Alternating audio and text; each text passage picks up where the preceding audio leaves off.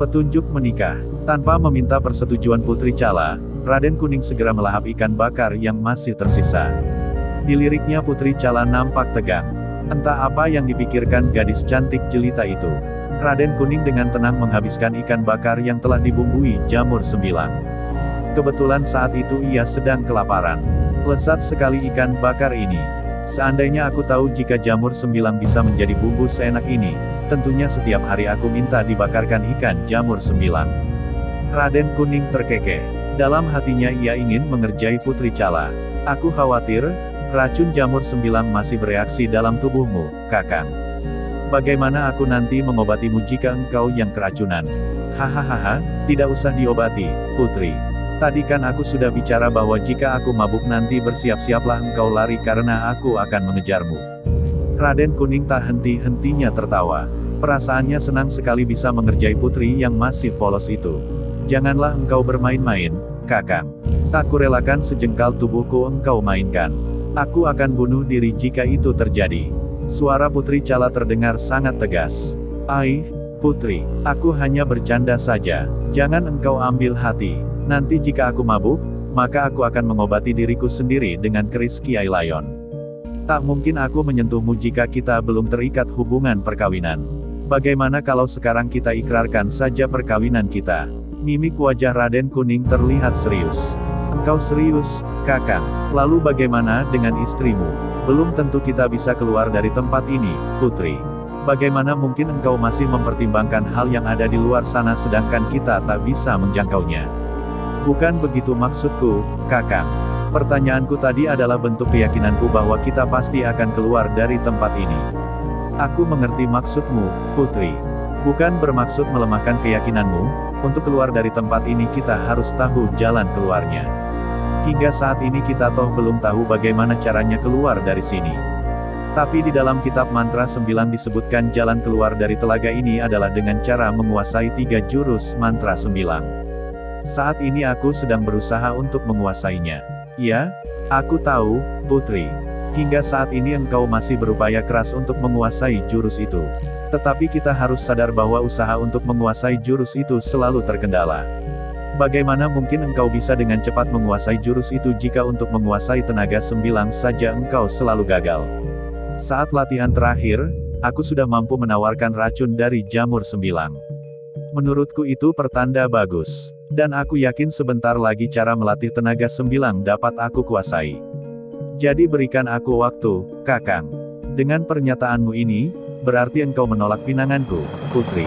Tidak juga berarti seperti itu, Kakang. Aku hanya meminta waktu. Engkau bersabarlah.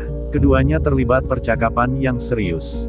Raden Kuning yang merasakan jalan buntu untuk keluar dari Telaga Sembilang, meminta kepada Putri Cala untuk berpikir realistis.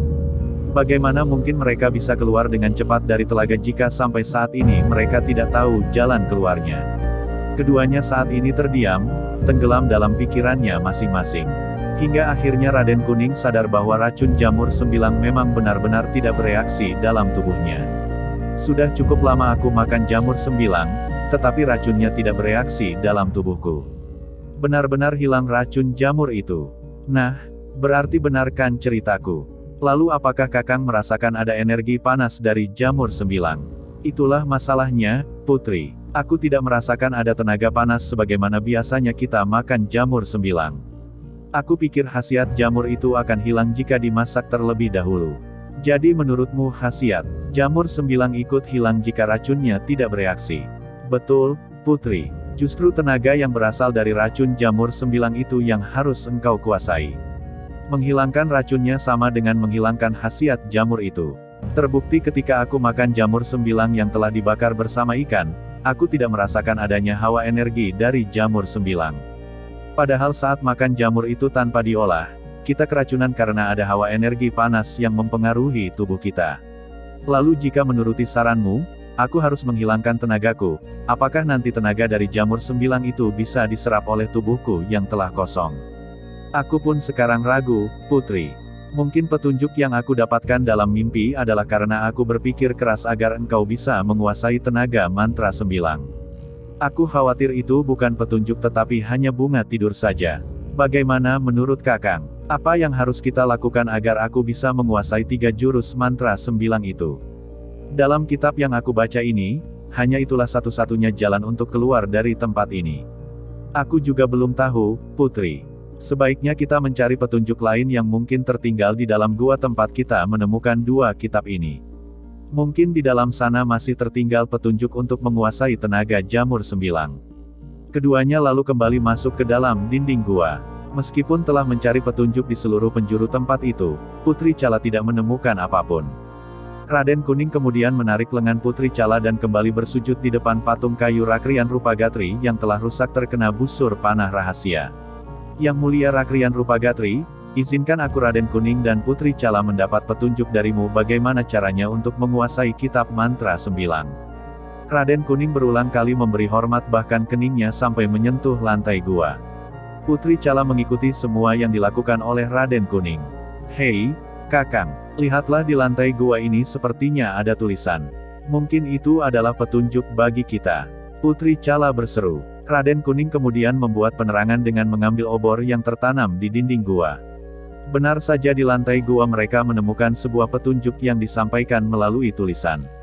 Tulisan itu seperti pesan yang disamarkan. Raden Kuning yang membaca petunjuk itu mengernyitkan dahi. Menjadi anakku yang beruntung. Entah kapan tiba masamu, nama kita akan menyatu. Ingin aku agar nama itu dilekatkan di namamu. Keluarga jadi kuncinya, asal syarat menjadi keluarga terpenuhi. Hukum dunia dan langit menjadi saksi. Indahnya restu syair, RUPAGATRI. Raden Kuning berulang kali membaca pesan itu. Tetapi ia masih belum bisa menerka petunjuk apa yang tersirat dalam tulisan yang seperti syair itu. Di liriknya Putri Chala, gadis itu pun terlihat berpikir keras. Mereka berdua terdiam, hingga akhirnya Putri Chala mengucapkan petunjuk yang ia dapatkan dari pesan itu.